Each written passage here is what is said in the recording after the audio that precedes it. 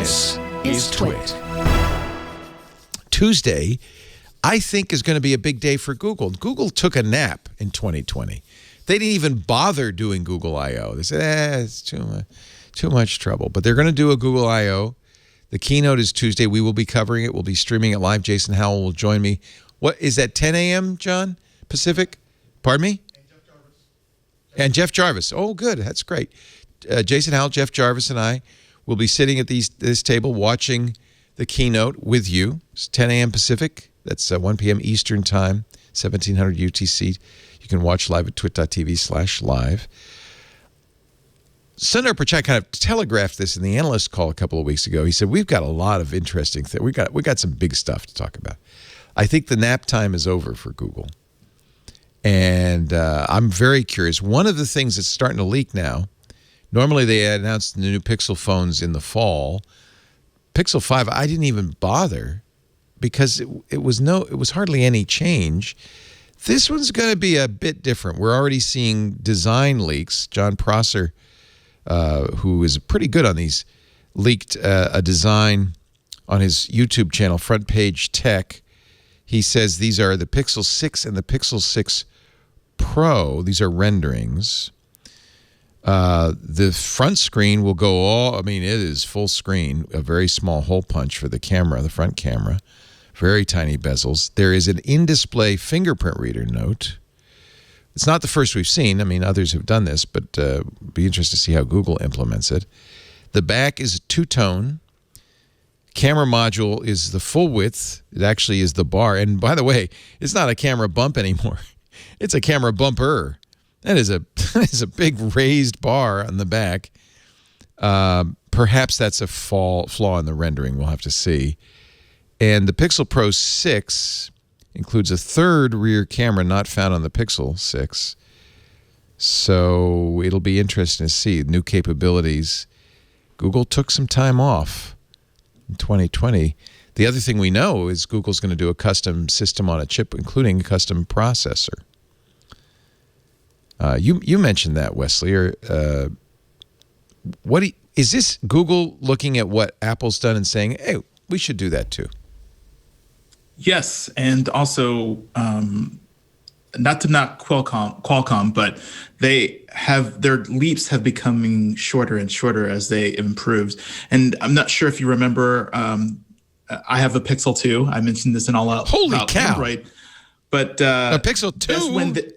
Yes, but that's when they had the the image processor, their custom silicon in that phone to help push image capture to the next level. And now it's kind of like... So that was the big jump. Do you think the Pixel 4 and 5 were pretty much the same as the Pixel 2? To me, yes. They added solely to the Pixel 4 to the Pixel 5. Yeah.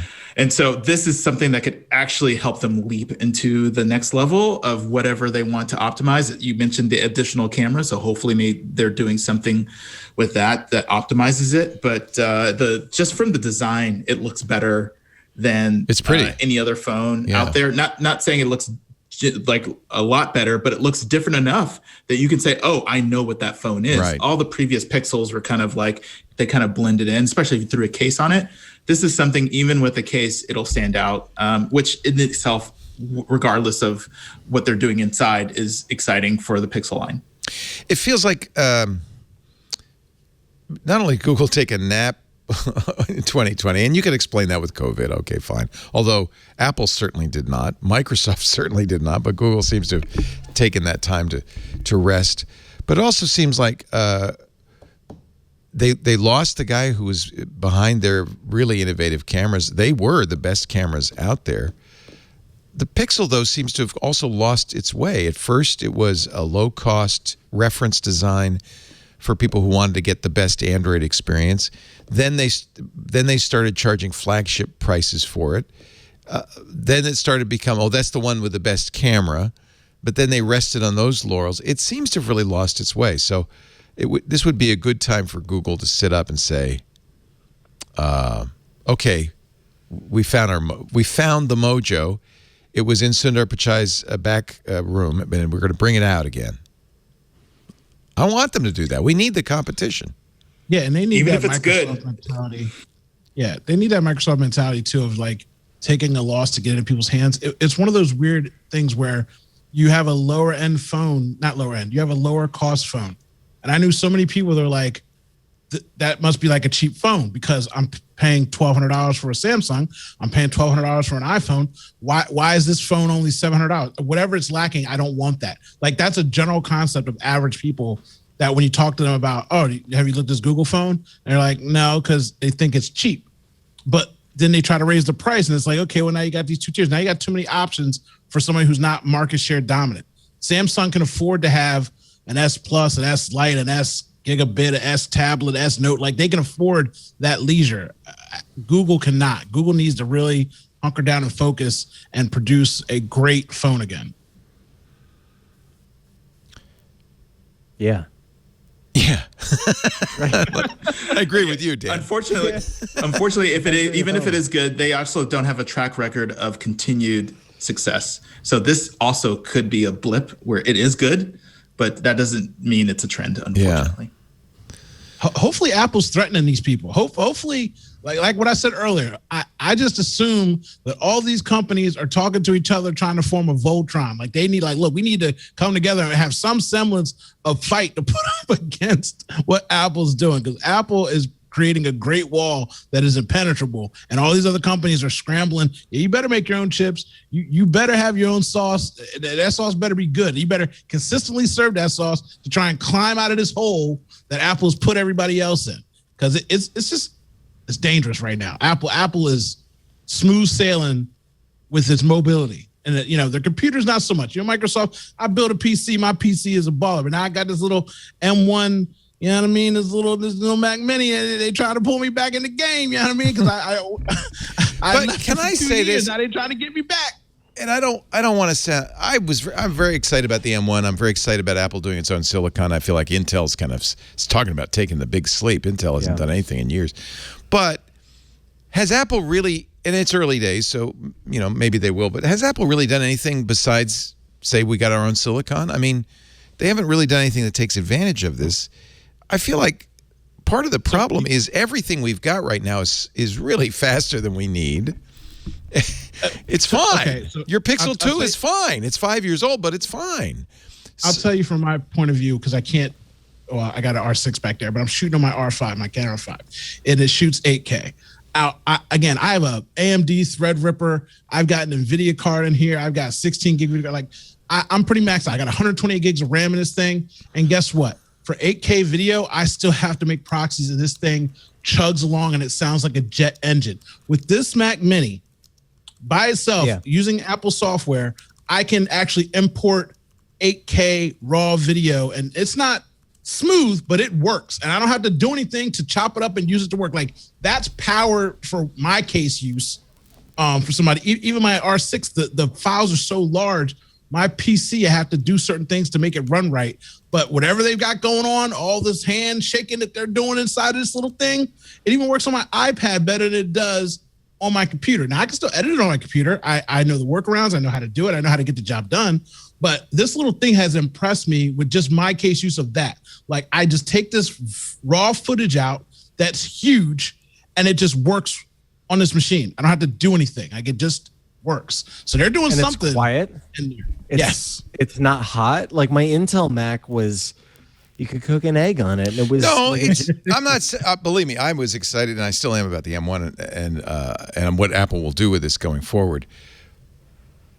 But it does. But look at the iPad. It's so overpowered. As an example, they're putting the M1 in the new iPad with 16 gigs of RAM. They've never had more than 6 with a 2 terabyte storage device. That's a desktop computer at a by the way, a desktop price.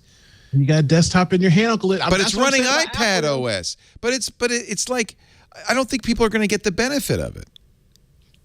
I don't know. That's true. And what are they doing? What are you? I mean, besides 8K video, okay, good.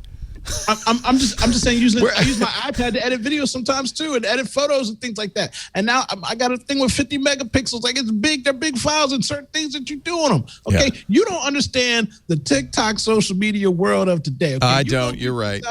An iPad Pro with a cell phone in there, and guess what? You're going to be the slickest, sexiest TikToker on the block. But TikTok doesn't display 8K, does it? Huh? TikTok doesn't No. display 8K, so No, why I'm are you not- working I'm in just- 8K? Listen, just don't listen to what I'm saying. Follow what I'm doing, baby. You see what I'm saying? 'Cause when you got 8K, I can make 2 4Ks. I can make 10, 1080, 1280p. I'm saying I can crop down and zoom in and make my eyes still look super HD. Uncle Leo, again, you're not understanding the way the world works. We are Snapchatting, we are TikToking, we are YouTubing out here in these streets, Uncle Leo. And let me tell you, They're mean streets, iPad but iPad Pro with a cellular device in there, all those devices think that you're on a phone. Some people in there look like they work for CNBC and CNN. Okay, they out here with an iPad Pro. oh, I shooting agree. stuff. I'm just looking at Wesley's video, frankly, and Wesley is higher res than I am, Yeah. which is It looks nuts. What are you using for your camera there? It's you laugh. It's all about lighting. I'm Oh. using a Logitech Oh, you're kidding. C922. Those are good cameras, but Yeah. it looks like a DSLR. It looks like he's using your R5. Yeah, nope. That So backdrop, that it's light, lighting. It's that- lighting. It's them good jeans too. Okay, it's them good Good jeans. jeans over don't there. hurt.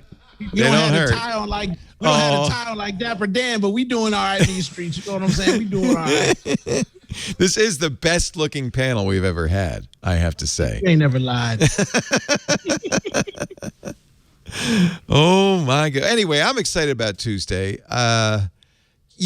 Look, if you're going to have walled gardens, you want everybody competing vigorously, at least. I mean, I'd like to see everything be open. That's not going to happen. So at least you want everybody competing vigorously. You don't. The worst kind of walled garden would be what Microsoft had in the 90s, which is a 100% dominant walled garden. Then that's bad. Could this just be Google picking up where Intel and Qualcomm have kind of stumbled? I mean, they just Yeah, I haven't think that made was Wesley's point. mobile Yeah. processors. Yeah. Right. Yeah. Yeah. The incumbents, talk about sleepy, they were resting on their laurels. It's the innovator's dilemma. Intel is doing really well making, integrated chips and systems, integrating their business, making their own stuff. All of this stuff, they got very invested in it, spent billions of dollars on fabs. And then it turned out that wasn't the way to do it. The fabless guys came along like Qualcomm and ARM. And it's like, whoops, but we've put so much money into it, we can't pivot. And that's the problem, right? In fact, in a way, that's why Microsoft's kind of impressive, because they're one of the very few companies that made the pivot and made it work.